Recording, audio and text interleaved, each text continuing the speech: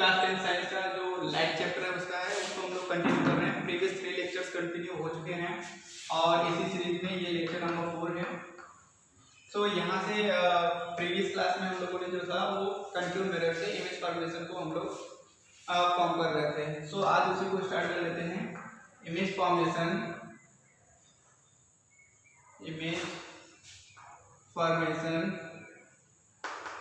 Bye concave mirror.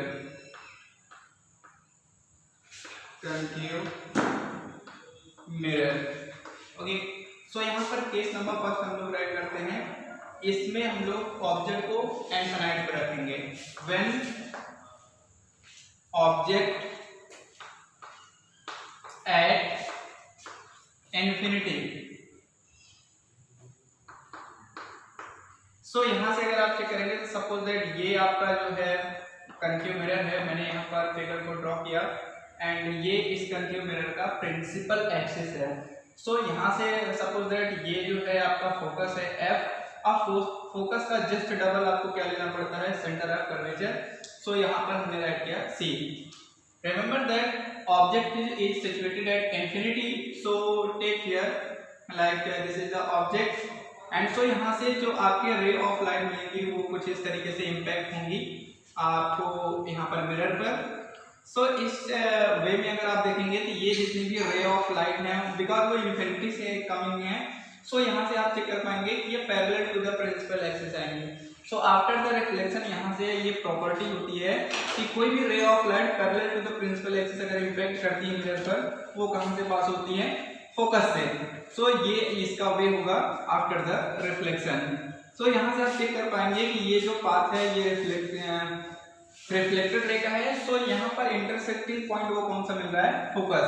सो इस condition में आप चेक कर पाएंगे कि यहाँ से जो अबाउट द इमेज हम राइट अगर करना चाहें, अबाउट इमेज में पॉइंट नंबर फर्स्ट ये होगा कि ये फोकस पर बनेगा, at focus. Second one thing is point image बनेगा, दैट मीन्स इनसाइड में point image. And third one is real. So next यहाँ पर हम राइट करना चाहते हैं कि ये सेकेंड पॉइंट है, केस है।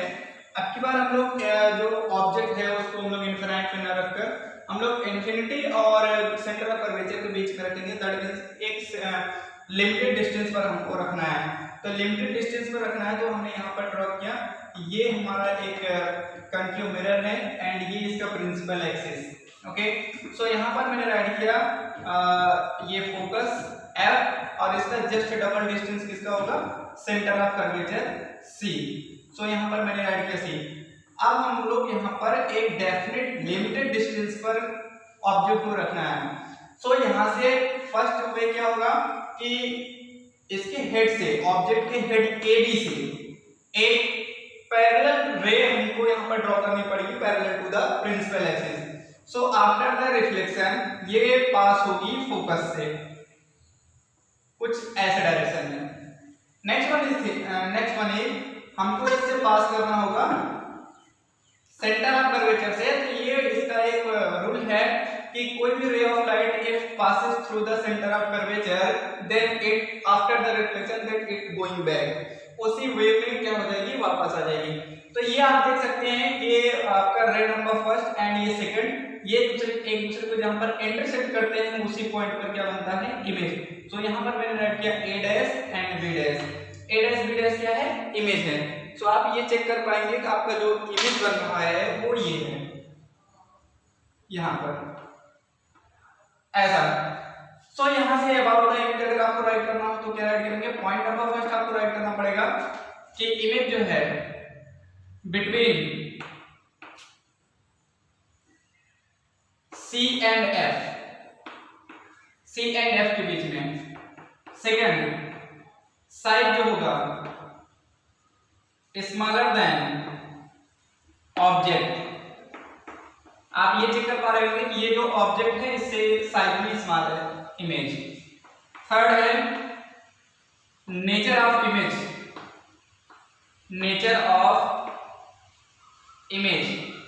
यहां पर आपको मिलेगा नेचर ऑफ इमेज में रियल इमेज, रियल का मतलब एक्चुअल में मिल रहा है। एंड सेकंड जो है वो है इन्वर्टेड इमेज। इन्वर्टेड का मतलब होता है उल्टा, इन्वर्टेड इमेज। ओके, सो ये अबाउट द इमेज हुआ किसके लिए, when object is situated between infinity and centre of curvature. Now यहां पर कंडीशन नंबर 3 हम लोग राइट कर रहे हैं, when object at C, C means centre of curvature. अभी यहाँ पर फर्स्ट कंडीशन में इंफिनिटी पर था, सेकंड में इंफिनिटी एंड सी के बीच में कहीं पर भी था। अब की बार हम लोग कहां पर इसको राइट करेंगे, लोकेट करेंगे इसको centre of curvature C.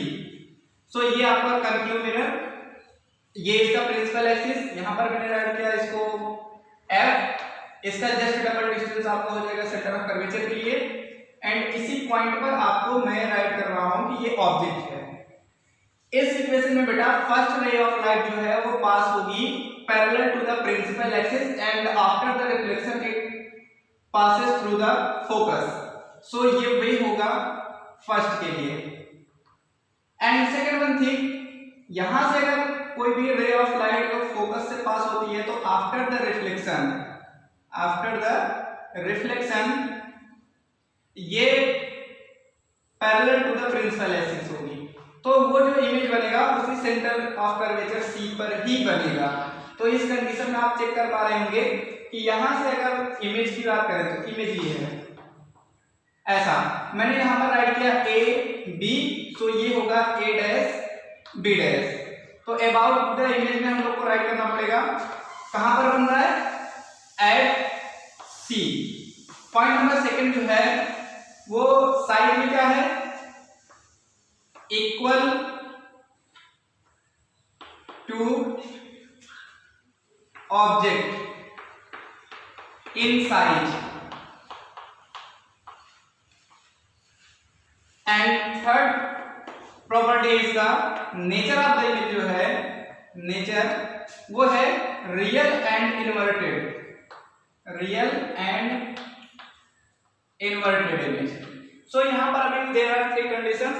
First one is when object is at infinity, second is at limited distance and third one is when object is situated eight centre of curvature C. Now आपको ये case number 4 पर ले चलते हैं।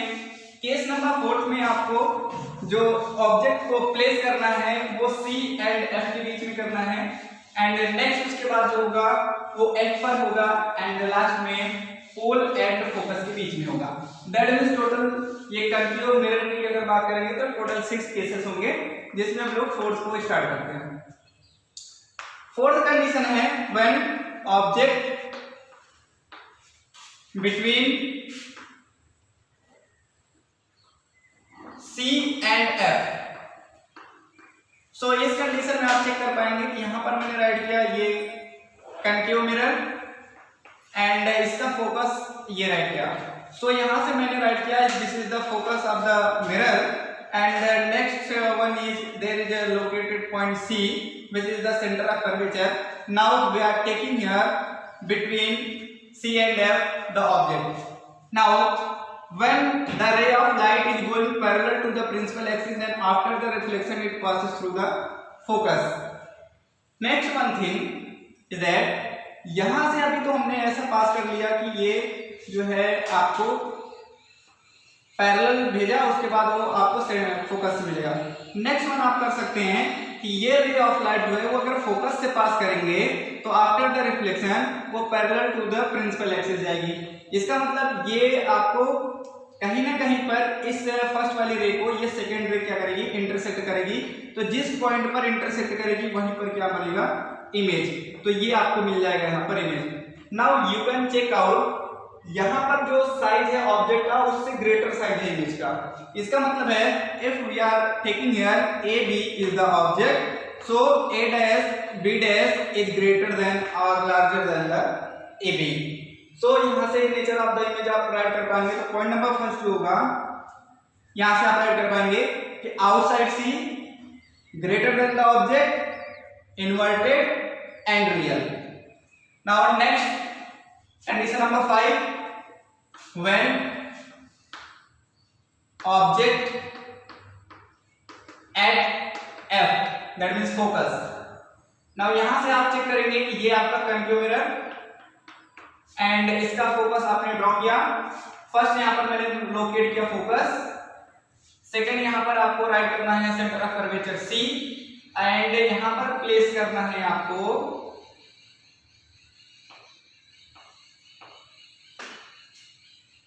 Object को। Now यहां से parallel to the principal axis कोई भी रे ऑफ लाइट अगर इंटरव्यू करती है on the concave mirror, then it will pass through the focus. Now यहां पर नेक्स्ट जो है, अगर आपको सेंटर ऑफ कर्वेचर से अगर इसको पास करना है तो आप ये देख पाएंगे कि ये बिल्कुल पैरेलल इसके जाएगी। अगर ये रे ऑफ लाइट अगर इसके पैरेलल जाती है तो इसका मतलब है ये इमेज कहां पर बनेगा, इन्फिनिटी पर बनेगा। सो आप यहां पर नेचर ऑफ द इमेज क्या राइट करेंगे कि ये इन्फिनिटी पे बन रहा है। हम लोग यहाँ पर कुछ भी चेक नहीं कर सकते हैं क्योंकि वो इनफाइनाइट पे बनेगा तो हमको ये नहीं पता होगा कि इमेज का नेचर क्या होगा, वो इरेक्ट होगा या फिर इन्वर्टेड होगा। सो इसमें आपको कंडीशन बहुत ज्यादा राइट नहीं करनी है। सो लास्ट कंडीशन यहाँ पर आपको मिलेगा when object between F and P means pole of the mirror. Now यहां से आपको ड्रॉ करना पड़ेगा। फर्स्ट हमने यहां पर ड्रॉ कर दिया कनकेव मिरर एंड ये है इसका फोकस। यहां पर मैंने राइट किया फोकस F, ये है इसका pole of the mirror P। Now इसी का जस्ट आगे अगर राइट करेंगे तो यहां पर मैंने राइट किया C।